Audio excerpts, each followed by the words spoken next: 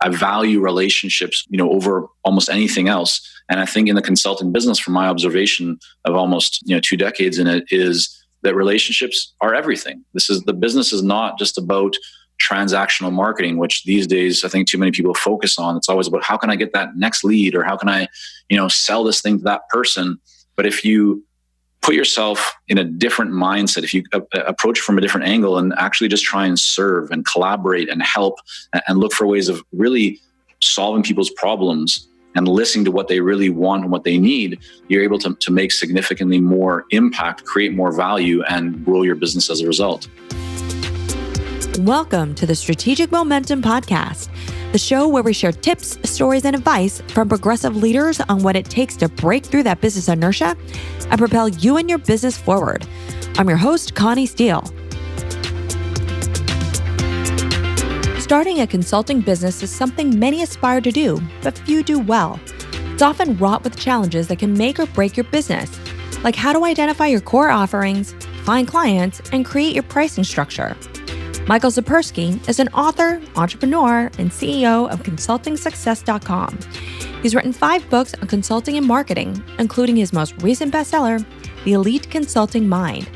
Today, he shares important tips and perspectives on what it takes to build momentum for your consulting business in order to reach its full potential.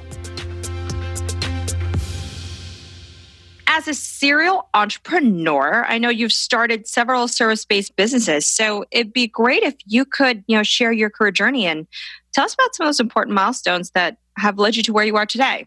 Sure. Yeah. I started my first business out of high school with my cousin and business partner, Sam. And to this day, we're in business together.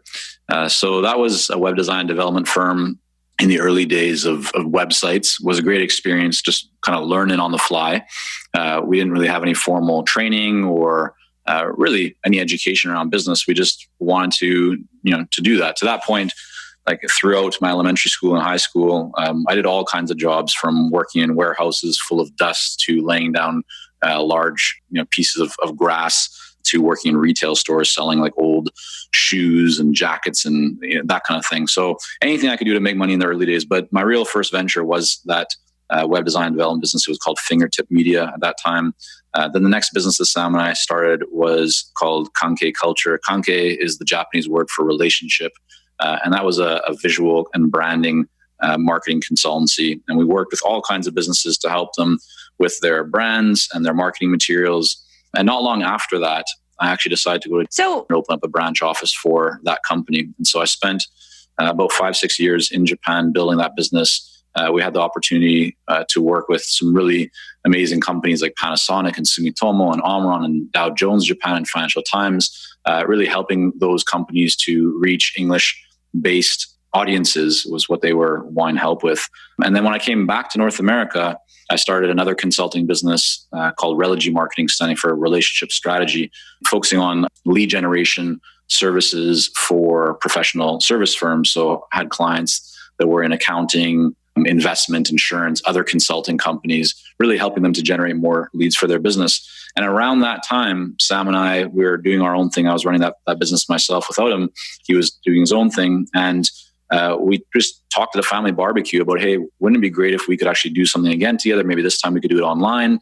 And so the idea for ConsultingSuccess.com was born from that barbecue, except we didn't have a monetization plan. We didn't really know how we would turn this into a business. We just thought we would start something online together. And so I was writing lots of articles, sharing stories from the trenches of what was working, what wasn't working in the world of consulting. That built up a community. Fast forward a little bit, and we decided to put together a course for the community that was coming to the website frequently, and we sold that. That's kind of how we got our first customer. And then we had people say, hey, this is really great. It's helped me, but now I want to get to that next level. Can you coach me? Can you support me in this journey? So we created a coaching program for consultants, and we've now been running that for many years. So my background is 19 plus years of consulting and about 10 plus years of working with consultants through Consulting Success, helping them to grow their businesses. And in between that, we also had a couple of other online e-commerce businesses that we've built up and sold. But that's been my journey so far to this point. That's great. So how do you feel all those experiences that you've had shaped the way you approach, your business and the way you work today? I mean, you talked about, a lot of this focus on relationships, and actually that was a theme in quite a few of the businesses you started. Yeah, definitely. I mean, so if I go back even further, I was born in Toronto, but my parents at a young age decided to move our family to Israel. So I grew up there and spent from the ages of 2 to about 6.5 living there, being surrounded by a lot of different cultures and languages and people. And so I've always had an appreciation for that and for the world, and just how the world is such a big place, and traveling and enjoying that. And so after that, when I came back to North America, I started, being in Vancouver, which is kind of home base. There's a very big Asian population and community. So when I was in high school, I was surrounded by, I was in the locker that was just with all kids from China or from Hong Kong. And it was amazing. I was the one white guy, but I loved it because it was just different cultures and different relationships that I was able to create. And at that time, when I looked at kind of my interest in the Asia Pacific region and also this interest in business, what I saw was that Japan at that moment was the top economy. And so I started learning Japanese. I started, watching samurai movies, and I just enjoyed that kind of whole thing around tradition and language and so forth. And that's actually kind of what then took me over to Japan. If I was doing that all over again, probably be learning Chinese and so forth these days, but that's what it was there. So for me, what's really brought the focus on relationships is just, I think that I'm interested in people. I like to listen. I like to ask questions. I value relationships over almost anything else. And I think in the consulting business, from my observation of almost, 2 decades in it, is that relationships are everything. The business is not just about transactional marketing, which these days I think too many people focus on. It's always about how can I get that next lead, or how can I, sell this thing to that person. But if you put yourself in a different mindset, if you approach from a different angle and actually just try and serve and collaborate and help and look for ways of really solving people's problems and listening to what they really want and what they need, you're able to make significantly more impact, create more value, and grow your business as a result. Whether he knew it or not, Michael's interests in his early days set him up for success as a business consultant. He had an innate fascination with business, marketing, and people, and understood that building relationships in this game is everything. But it's often difficult for people to let go of the sales-oriented me focus in order to build those genuine relationships with prospects. And as Michael will tell us, there are other challenges consultants face that inhibit them from reaching their potential. Very often people focus on tactics, they're looking for what to do next. Should I be on LinkedIn, or should I be on Facebook, or what kind of marketing funnel? People are very focused on tactics, and tactics are important, but there's a lot of people that understand tactics. They read the books, they take the courses, maybe they've even set up the tactic, but they're still not getting results. And in almost all cases, that's because their mindset isn't where it could be. They're not able to realize their true potential because they're thinking too small, or they lack confidence, or they're letting their fears hold them back, or they're spending a lot of time building things instead of actually getting out of the building and having conversations with prospective buyers. So mindset would be number one. Then the second thing would be actual action taking. Again, this is very connected to the mindset piece, but a lot of people know what they should do, but they don't actually do it. Something is holding them back. So it's connected to mindset, but it's actual action. And my clients hear me say this a lot, and that is imperfect action. I'm a very big believer in this idea of imperfect action, of just taking action in the best way possible. Ideally, it's guided, it's instructed, what you're doing the right things, but then actually taking that action, because that's where the real learning comes from.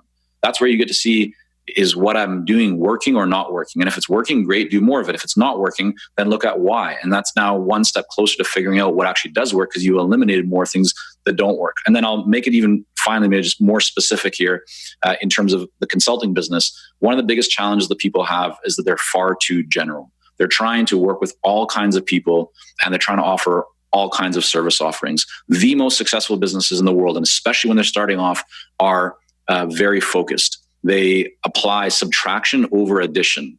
So many people who are new to business, or maybe who have been in business for quite some time but have plateaued, they're often trying to add new things to their offerings or add new types of clients and customers, and they believe that addition will help them to grow. But in fact, if you study the most successful businesses and models, it all comes down to subtraction, removing things so that you can be more focused on what actually works best. And so in the consultant's case, that is getting very clear on who you can really serve, who can you create the best results for in the fastest way possible, that you enjoy working with, that you're passionate about. There's many other kind of criteria to consider, but once you get really clear on that, then you're able to identify those people much easier, but you're also able to create messaging that resonates and aligns with what they want.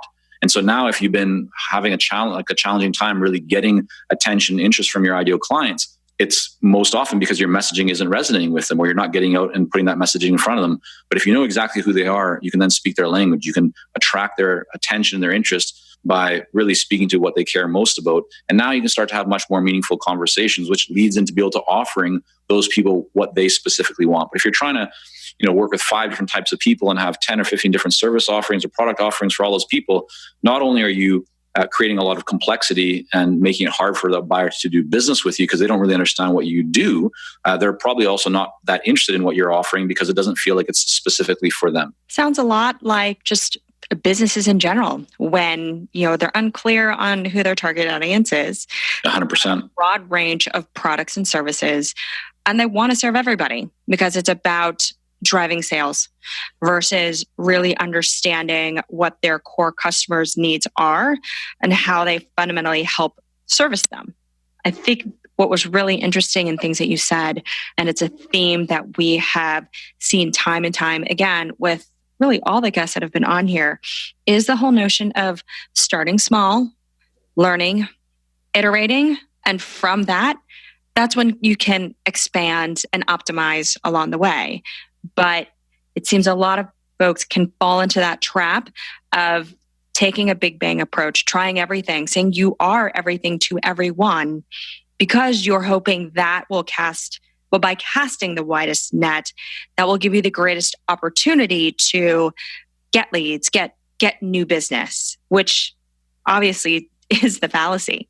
Right. And it's also the fear of potential loss. You look at, if I'm only focusing on this one specific, segment of the market, but I can help all these others, doesn't that mean I'm going to lose a lot of business? Like I want to be able to capture a lot more. And so people are scared of the potential loss, but it's actually in some ways counterintuitive. But the more focused that you become on a smaller group initially, the more traction you're going to get with them. And that'll actually help you to stand out. Like, do you want to be a minnow in a massive ocean, or do you want to be, a big fish in a small pond? Like, which is going to stand out more? And so if you take that approach, you're going to be much more visible. And as that, connected to that, you're going to be able to create a lot more momentum in your business. Do you also think, this fear of losing out on potential opportunities and casting this wide net is correlated to that mentality of transactions and the need to constantly drive new leads versus taking a step back and focusing on the value you can deliver and the impact that you can provide first? Yeah, I think that's a great point. Certainly, if you look at a lot of people and businesses, they're focused on numbers like sales, or it's always about how you can get more and more and more. But for most consultants, you don't need hundreds of clients. You don't need thousands and thousands of leads. That's the interesting about this business, is that if you get very focused, there is a simple approach to be able to attract more of those ideal clients. And you don't need to create these complex funnels and systems all the time to make that work. In some industries, it's important. But if you are selling, let's say, a 5, a 10, a 50, a 500,000, or even a $5 million engagement, you don't need that many of those to have a great, thriving business as long as they're profitable to deliver. But I think that's the challenge a lot of people have, is they apply what they see working for example, someone selling sneakers online or subscription beauty products, and they think, oh, yeah, they're using these funnels and these, opt-ins and all this different stuff. Like, I need to also be doing that in my consulting or service-based business. And in some cases that can apply, but in many cases it's a completely different business model. And so you don't need to do all that. You don't need that same infrastructure. You don't need all those resources. You don't need to be spending tons of money on advertising right away. There's a lot of ground you can cover by focusing on identifying the right people that you can actually add value to, getting in front of them, having meaningful conversations, and then figuring out how you can actually support them with an offering and inviting them to and giving them the option to engage in that. So it almost sounds like a lot of people can fall into the trap of needing to do everything and try every kind of marketing tactic. Given you and I are marketers and we see this in businesses, that they fall trapped to that they have to be on these different channels or promote in a certain way in order to attract business versus starting with a real simple conversation and leveraging the network. That's right. And in the society that we're in, there's always going to be a new tactic. There's always going to be a new technology. There's always going to be a new tool. And you can spend every day trying to keep up with all of that, but not see your business grow. And it's because the tactics, the tools, the technology is not what actually decides your success. What decides your success is the foundation of clarity on your ideal client and having messaging that resonates with them, and then getting in front of them to have a conversation, and then having the right offers to present to them. And of course, the marketing piece is very important because you need to use that to be able to get in front of more people and to do that consistently, to build leverage around that. But you don't need to have all these different tools and technologies always set up. And in fact, I've said to many people that I actually think in many ways technology is a disservice to someone's trying to start a business. Because if you focus too much on technology, then you're not focused enough on actually having real conversations. And so you might have these intricate and elaborate systems set up, but if that's taking time away that you could be spending as time that you're focused on having conversations with ideal clients, I would take that all day long over just setting up some new system. Quality over quantity. Often businesses focus too much on breadth, whether it's various products, audience segments, or marketing tactics, instead of depth. But in reality, casting a wide net creates additional inertia that prevents the business from moving forward in a meaningful way. And it doesn't end there. As Michael claims, one of the biggest inhibitors of all comes from within. Well, I think by far the biggest thing that holds people back is fear.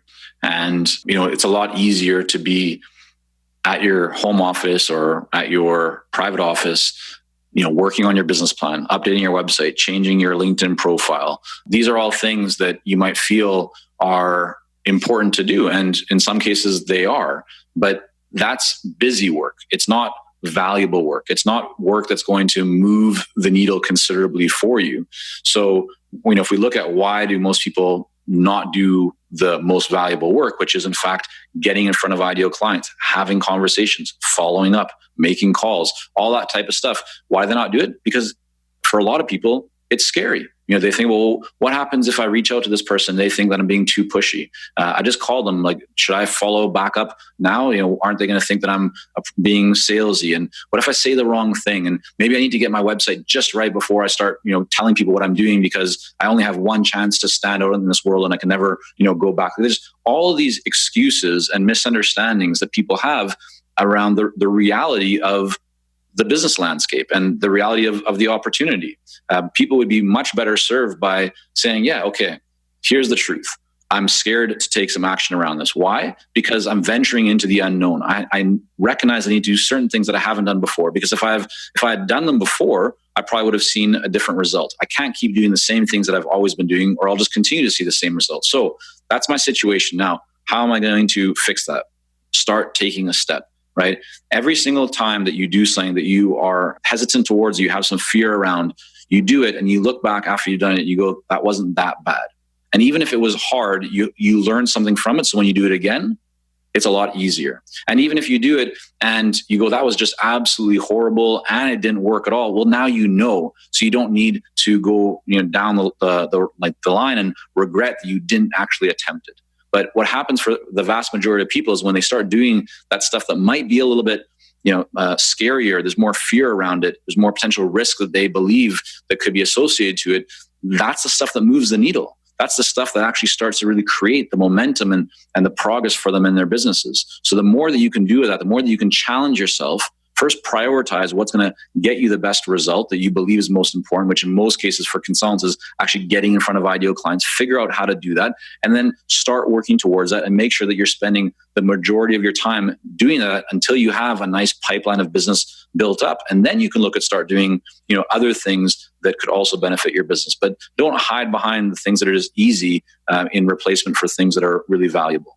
I know one of the things that scares a lot of people when they start off their own consulting business, whether it's just them or maybe it's with somebody else, is the networking, is the prospecting. So it was really interesting you bring that up, because I know that does create a lot of fear for people because they don't want to come across as if they're soliciting and don't want to come across as if they're maybe disingenuous. So to reach out to people seems scary, even though they might have done it otherwise, if it was just to catch up with someone to see how they're doing. Yeah. And I think that's the big mindset shift is, in terms of prospecting, if you look at it like, yeah, I have to prospect, I have to make sales, I have to, create these transactions, then you're putting a lot of pressure on yourself and you're going to approach it with the wrong mindset. But if you look at it in the way that these are people that you believe that you may be able to help. And it would actually be a disservice if you didn't reach out to them, because then they're going to potentially still have to deal with that problem they have. Like, think what if it was a family member? If you knew someone who's in a lot of pain, or they were in a tight situation and they needed help, and you knew that you could help them, would you just say, like, will you just neglect them and go like, no, I'm not going to contact them because they might think that I'm being salesy to them? Like, no, you're not just going to let them continue to deal with that issue. You're going to reach out to them and see how you can help them. And regardless of whether there's dollars or currency being transacted there, it's the same concept. It's the same idea. If people are dealing with a problem or they're looking to achieve some kind of result and you can help them, at least have that conversation so that they can make the decision whether or not they want to engage with you. It's the mindset of looking at it as a relationship. You don't need to put the pressure on yourself of, I have to, sign this deal by tomorrow. I have to, close this deal on the first call. Think about it as a relationship. Have a great conversation. Focus on that. And in most cases, that's what will actually lead to the most successful deals being done. Prospecting for new business or trying to close business can create a lot of fear. And if you look at it from the perspective that you have to make sales, then you'll inevitably approach your client interactions with a me-focused mindset. As Michael points out, sales doesn't belong in relationships. Connection should be built by offering value, by thinking about how you can help a person in need. But once you break through and create this connection, another challenge arises. How do you calculate your value? The most important thing is to focus on the value and the ROI that's going to be created from the work that you're doing. So, as a base, you want to figure out how much do you want to make? Like, what is your goal, right? So if you want to, let's say, have $1 million a year business, you can calculate that pretty quickly and figure out that, you need to make about $4,000 a day. So that gives you a bit of structure and framework to be thinking around your pricing, meaning that if you're charging like $1,500 a day to go and work with an organization, that that's not going to allow you, unless you have a good plan to turn that first engagement into something much bigger. That model by itself isn't going to create the result that you want. So you have a framework, have an understanding of where you want to get to, and then you can start to figure out if your offerings align with that. But more importantly, the way to actually make that happen is to look at the value that you're creating for an organization. Because, the early stage consultant looks at pricing and thinks, okay, what is my hourly fee? What are others charging in the marketplace? And I should probably be in line with that. But clients don't care how many hours it takes you to do something, as long as you're actually getting them the result that they want, and as long as it's like within a reasonable timeline that is, fits with their schedule and their priorities. What clients care about is results. So as long as you can deliver a result for the client, and as long as you can show them the value and the return on investment that is associated with the work that you're doing, if someone said, by doing this within 12 months, as I've showed you here, like as we've kind of talked about and gone through, this will add an extra $12 million to your bottom line. Well, if you were charging $250 an hour and, however many hours it takes you, let's just say you're charging $25,000 for that.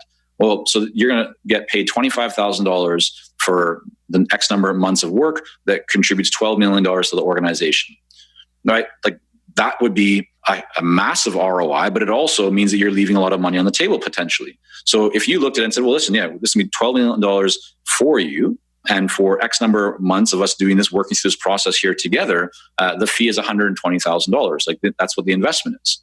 Would the company be willing to do it? Well, in most cases, yes, because they still stand to gain $12 million. The $12 million is just their increase in that first year, not to mention year 2, 3, 4, 5, and beyond. So would somebody be willing to make that level of investment where they're maybe paying $10,000 a month or $120,000 up front, whatever it might be?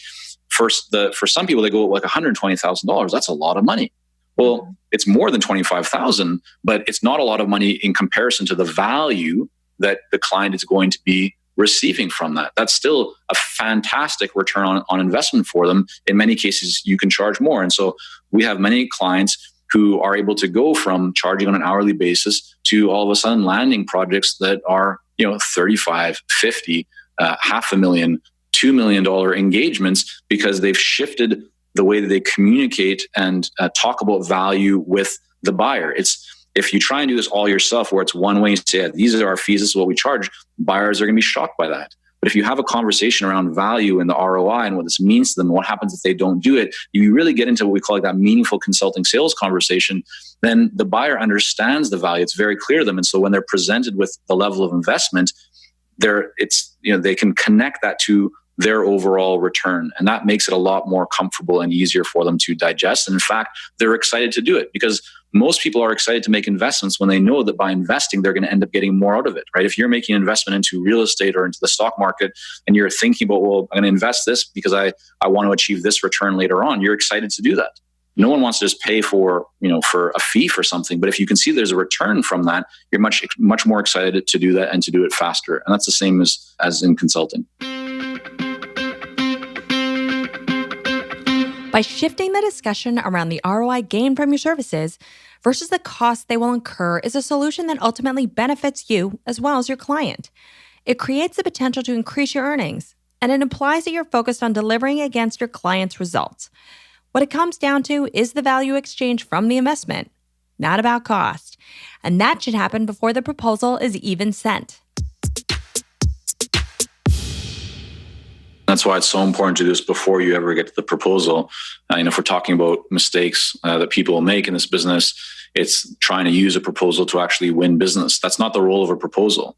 The proposal is not meant to do the selling for you. The conversation around value, around ROI, around cost of inaction, staying where you are, why is this so important? All that kind of stuff should happen before the proposal is even presented, so that when you're finally presenting that proposal, it's really just kind of a summation, an outline of what both parties have agreed to, with some options potentially of how to structure the investment to achieve the goals that you want. But clients appreciate that type of conversation, because you're able to completely change it, as you mentioned, Connie, from being around cost and fees, which no one really likes, because no one wants something to cost them anything, right?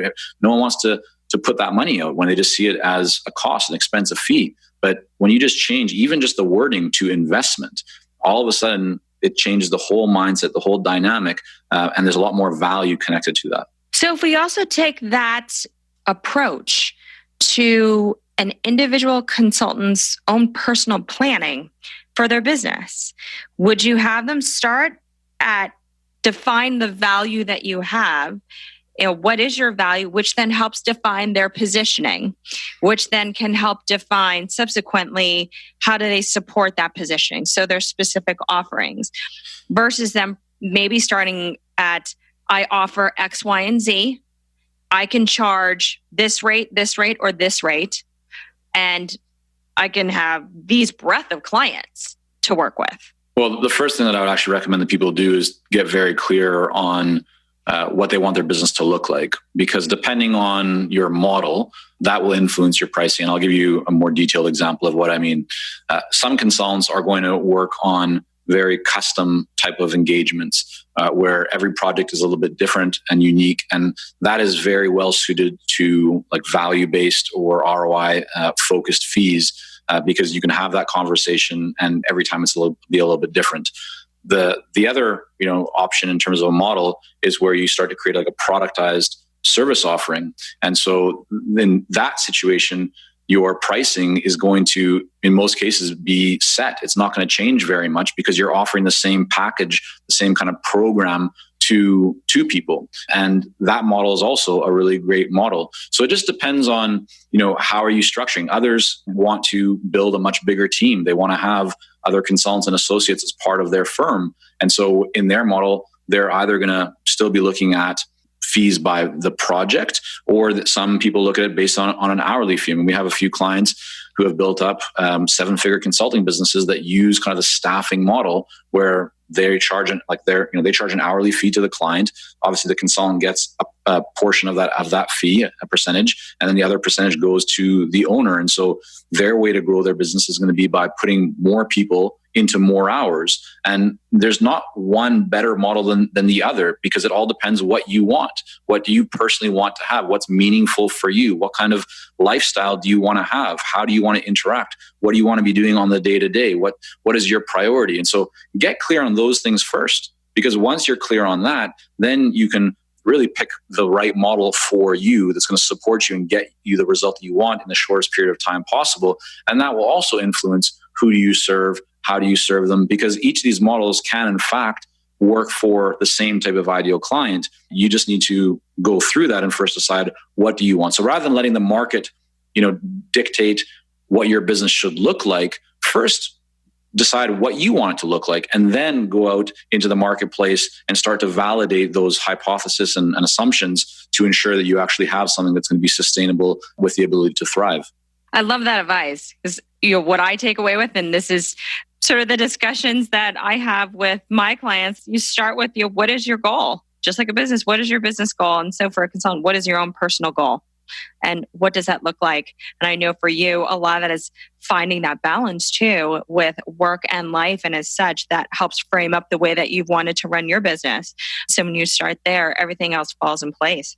That's right. And it's not, that doesn't mean it's going to be easy, that everything's going to be a straight line, but at least, because regardless of which path you choose, there's going to be ups and downs. There's going to be times that are tough, but you might as well be working towards something that ultimately is what you want. Or even when you're in it day to day, like you're enjoying it more because it aligns with what you want to create, what's meaningful for you. Absolutely.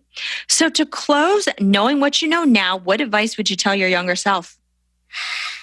Well, so here's the truth of when you ask me this, my mind goes to this. First of all, the way I live my life is not to have regrets. So I don't look back on the day-to-day and go like, oh, I wish I would have done that differently, because what happened then was already past. I can't control that anymore. So I'm always focused on what happens next.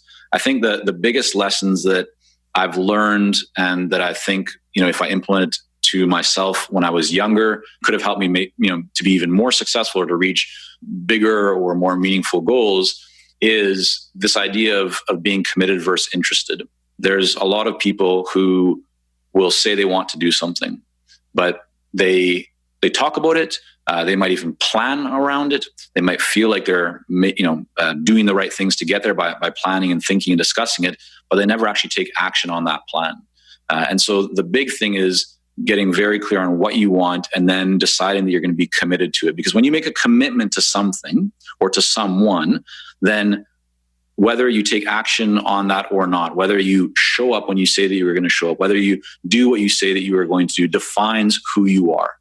And that goes way beyond just one transaction. That is your reputation. That is your relationship with others. That is how you feel about yourself and whether or not you have regrets. So I think what I've tried my best to do over the years, but there's always room for improvement, is to make those commitments, stick to those commitments, and benefit from them, and create stronger relationships and more success both in business and in life.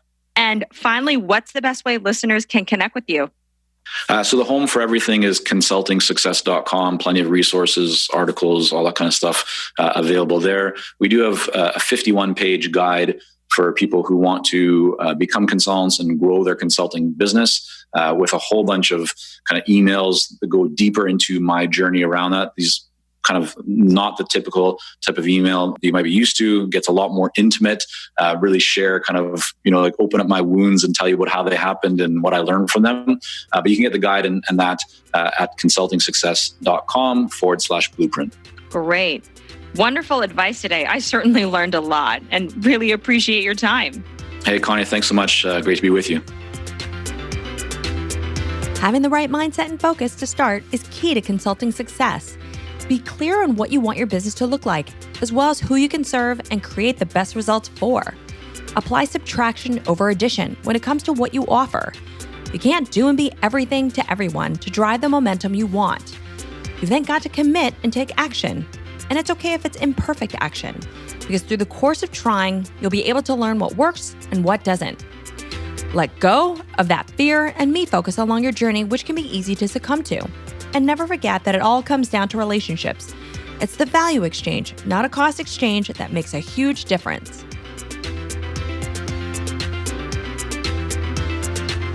Thanks for listening to the Strategic Momentum Podcast. You can connect with Michael and access his resources on his website, consultingsuccess.com. That's consultingsuccess.com. If you've liked what you heard, please subscribe to the show on Apple Podcasts, Stitcher Radio, Spotify, or wherever you get your podcasts. And while you're there, leave us a review. This is what helps others find the podcast. To hear previous episodes or get show notes from this episode, you can visit us at flywheelassociates.com/podcast. And don't forget to follow Strategic Momentum on Facebook and Instagram. I'm Connie Steele, and you've been listening to the Strategic Momentum Podcast.